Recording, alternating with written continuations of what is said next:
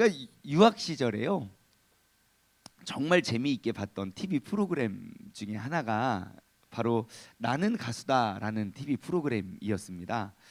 그게 봤더니 뭐 2011년 뭐 이럴 때 했었던 것 같더라고요. 나는 가수다라는 프로그램, 아마 여러분들도 좀 기억이 나실 것 같은데요. 한국에서 가장 노래를 잘하는, 그냥 소리꾼이라 부르는, 그러니까 노래 실력만으로 한국에서 대한민국을 대표하는 가수 7명을 뽑아서 누가 노래를 잘하나, 노래 잘하나 경연을 이렇게 했지요. 제가 그 프로그램을 굉장히 재미있게 봤습니다. 그냥 뭐 노래를 잘해서뿐만 아니라 그 프로그램이 왜 재밌었냐면, 재밌었던 이유 가운데 하나는 그러니까 좀처럼 이게 TV에서 볼 수 없었던 가수들이 그 앞에 이렇게 그 무대에 선 거예요.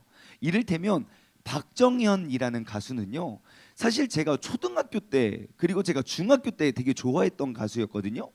예, 그런데 갑자기 몇 년 동안, 몇십 년 동안 보이지 않다가 갑자기 뿅 나와서 막 계속 1등 1등 1등 1등 하다가, 예, 그 나는 가수다 프로그램에서 딱 이제 졸업을 하고 7번 서고, 그리고 또 뭐 김건모라는 가수도, 사실 제가 초등학교 때 수학여행 가면은 맨날 김건모 노래 틀어놓고 우리 맨 춤추고, 그 가수가 갑자기 뭐 이렇게 보이다가 안 보이다가 막 맨날 TV에서 노래 부르는 모습보다도 막 이런 뭐 사기치고 잘못해서 뭐 이런 데 나오다가 갑자기 또 노래를 부르는 모습도 너무너무 감동적이었고, 또 임재범이라는 가수도 몇 년 동안 방송을 쉰지는 모르겠지만 아무튼 옛날부터 원래 잘하던 분 계셔. 근데 나와서 또 그런 감동적인 무대를 하는 걸 보면서 굉장히 큰 이제 감동을 받게 되었습니다.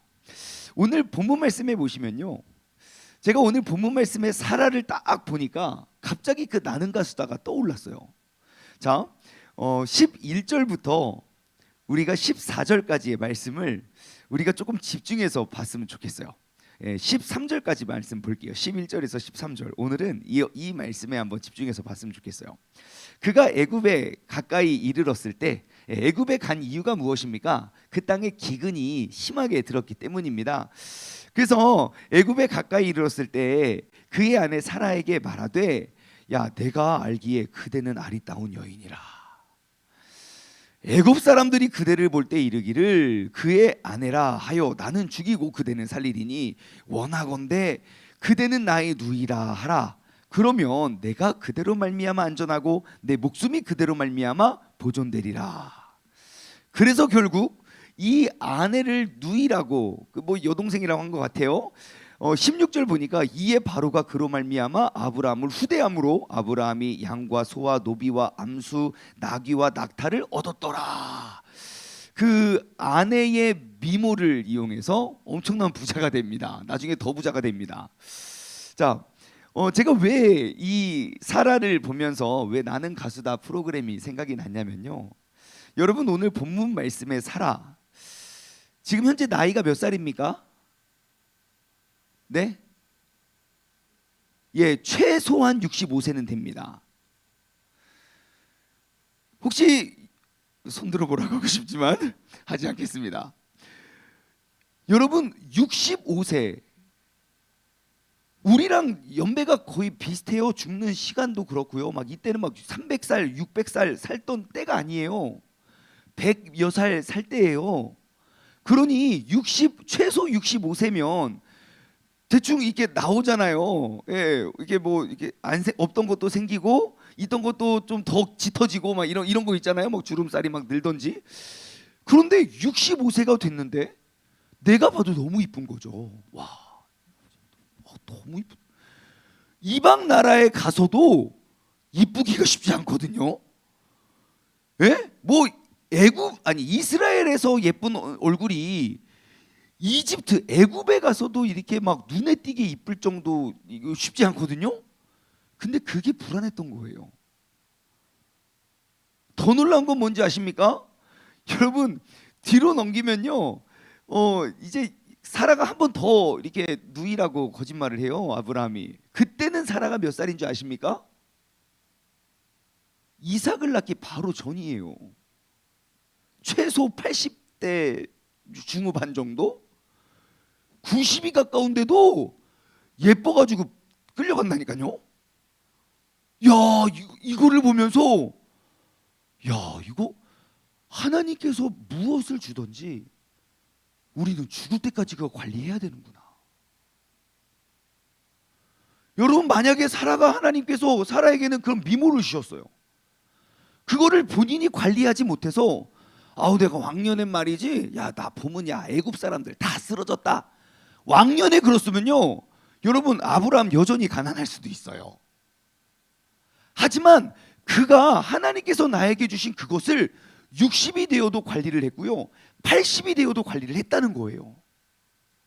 이 자리에 있는 우리 모두에게는 하나님께서 우리 각자에게 주신 귀한 달란트가 있을 것입니다. 하나님께서 우리에게 거저 주신 그 달란트를 우리는 몇 살이 되도록 80이 되도록 그것들을 귀히 갈고 닦을 수 있는 우리 모두가 되었으면 좋겠습니다.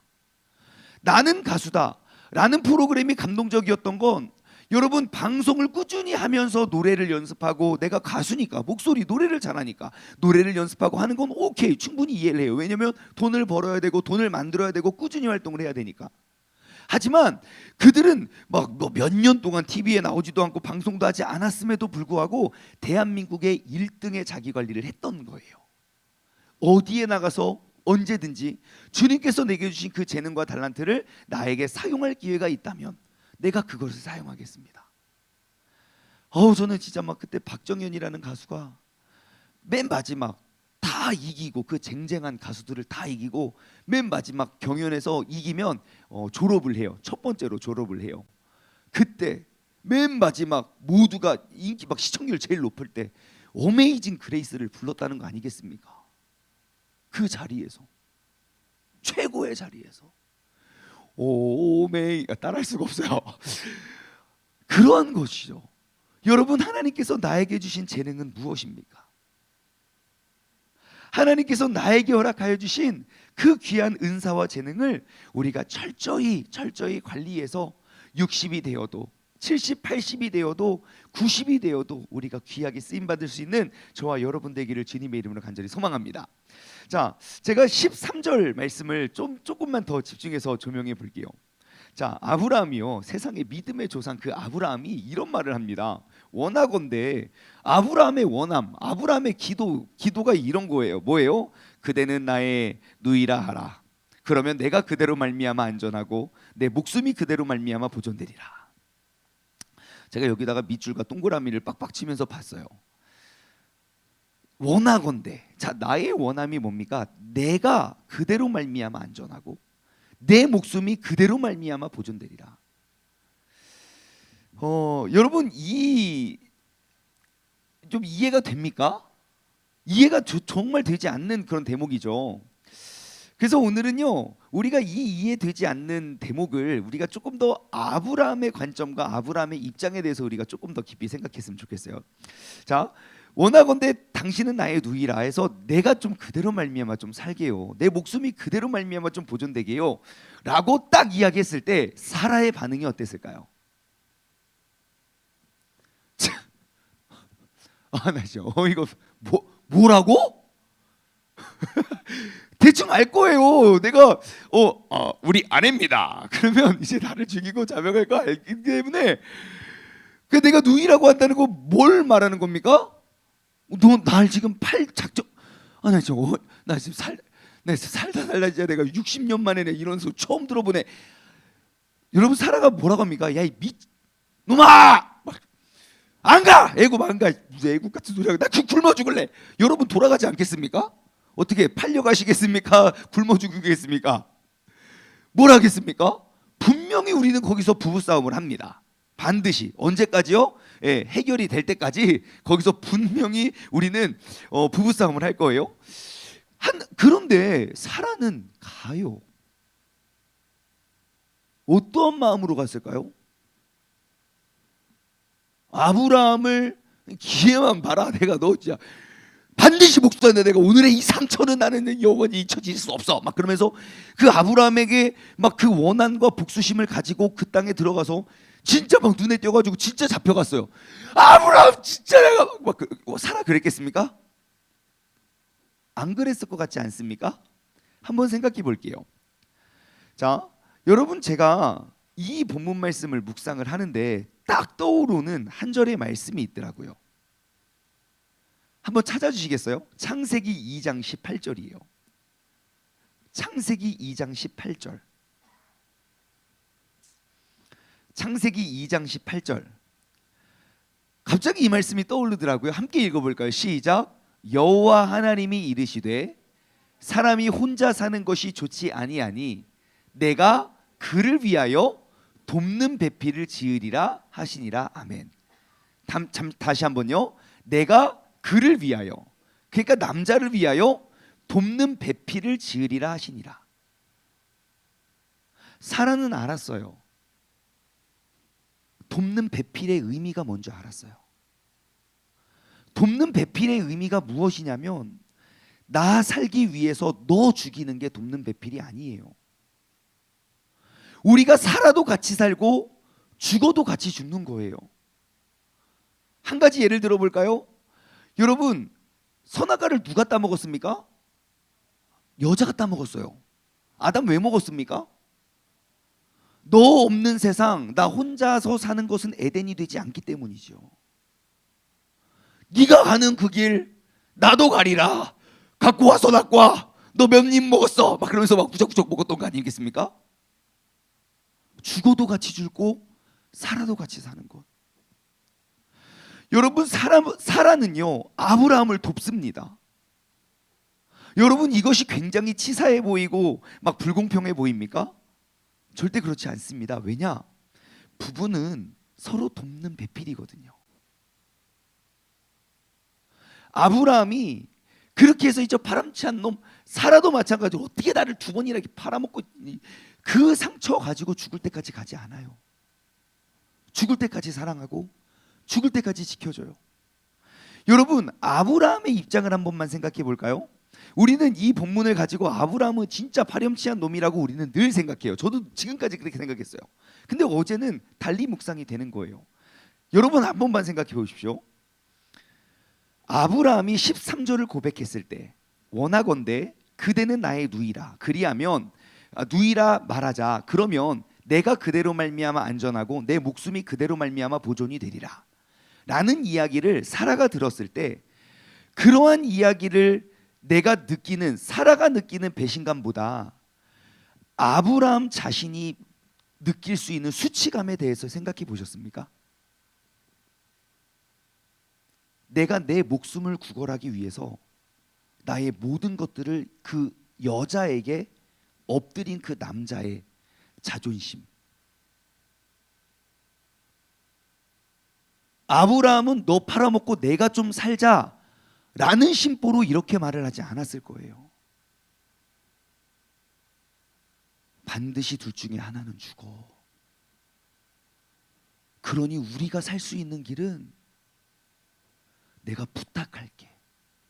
나의 여동생이라고 좀 해줘. 여러분, 아브라함은 그 남자의 그 자존심, 아마 이럴 줄 알았으면 차라리 안 갔겠지요. 내가 이 말 하느니, 내가 여자한테 그렇게 구걸하고 빌붙느니 남자의 자존심을 생각하면 절대로 나는 그 길에 가지 않겠지요.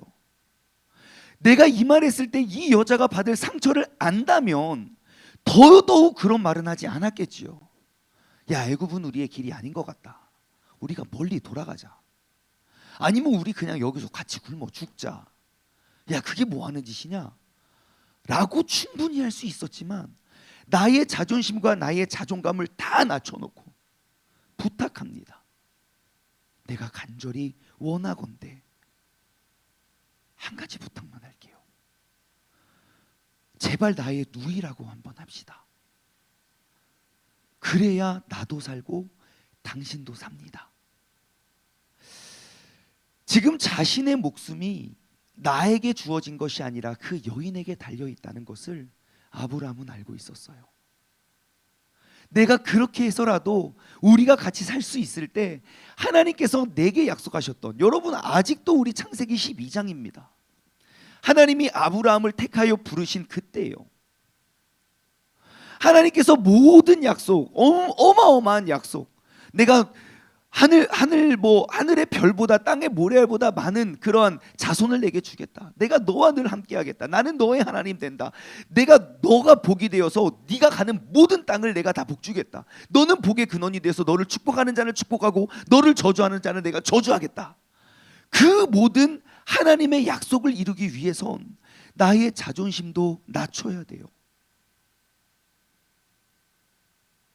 나의 자존심 하나 지키면 하나님의 뜻과 계획이 완전히 무너질 수 있다는 거예요.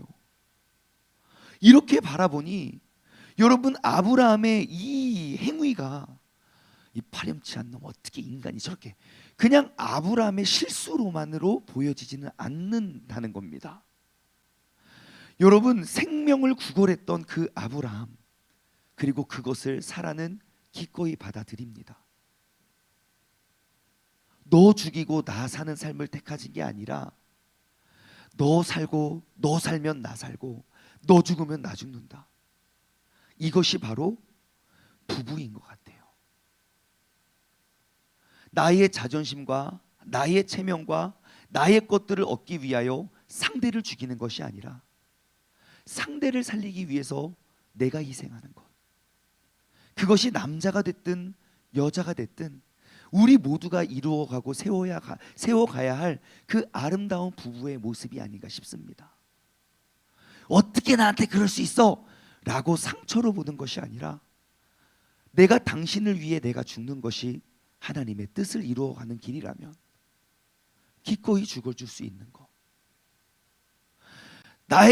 우리 모든 인간들이 이 본문 말씀을 보면서 다들 그럴 거예요. 제목도 그러잖아. 아브라함의 큰 실수. 아마 사라는 그 상처와 트라우마에 갇혀서 죽을 때까지 살지 않았을 거예요. 왜냐? 그것은 말 그대로 실수였기 때문에. 그것이 바로 부부이고 그 실수를 덮어주고 실수를 보듬어 가는 것이 바로 그것이 부부의 생활이기 때문에 여러분, 오늘 이 말씀을 통해서 우리가 다시 한번 우리의 부부 생활을 한번 돌아보았으면 좋겠습니다. 나는 과연 내 배우자를 위해서, 상대방을 위해서 내 목숨을 바칠 만큼 나는 그들을 존중하고 배려하고 있는가? 내가 그를 돕는 건 내가 어느 정도 이해의 선까지는 내가 돕지만, 내가 돕는 건 집에 가서 밥하고 빨래하고 설거지하고 난 이만큼 도왔으니까 좀 날 좀 살자, 이것이 아니라 정말로 내 목숨까지도 내어서 그대를 살릴 수 있는 그러한 돕는 배필이 되어가고 있는가? 오늘 이 아브라함의 실수처럼 보여지는 이 사건을 통해서 여러분, 우리의 가정과 우리의 부부의 관계가 온전히 회복되어질 수 있는 저와 여러분 되기를 주님의 이름으로 간절히 소망합니다. 기도하겠습니다. 하나님 아버지, 감사합니다. 하나님께서 아브라함을 택하여 너무너무 엄청난 약속들을 다 하셨는데 여러 해가 지난 것도 아니고 여러 장이 넘어간 것도 아니고 같은 장 같은 곳에 그들의 삶 가운데 큰 가뭄이 들었습니다. 그들이 하나님의 약속을 받았던 그 땅에서 그 기근을 이겨낼 수 없어 그들은 먼 나라 애굽까지 피해야만 했습니다. 애굽에 갔더니 하나님께서 젖과 꿀이 흐르는 그러한 상급을 예비하신 것이 아니라 그곳에 갔더니 또 다른 기근이 기다리고 있었음을 우리는 발견합니다. 하나님, 그 어려움과 그 기근을 역으로 바꾸어 큰 보화로 얻어낼 수 있었던 것은 부부가 연합했다는 것과 부부가 서로의 목숨을 지켜주고 서로를 위해 헌신했다는 것입니다. 아버지 하나님, 우리의 삶을 살아갈 때 정말 수많은 어려움과 역경과 환난 속에서 우리가 그 부부됨을 더욱더 우리가 신뢰하고 우리가 그 상대방의 목숨을 지켜주고 상대방의 목숨을 책임져줄 그러한 돕는 배필로서 우리가 하나 되어서 정말 이 땅에 살아가는 모든 어려움과 아픔을 우리가 능히 감당하고 이겨낼 수 있는 우리 모두가 되게 하여 주옵소서. 오늘도 우리가 서로가 더욱더 돕는 배필의 역할을 감당하길 소망하오며 이 모든 말씀 살아계신 예수 그리스도의 이름으로 감사하며 기도드리옵나이다. 아멘.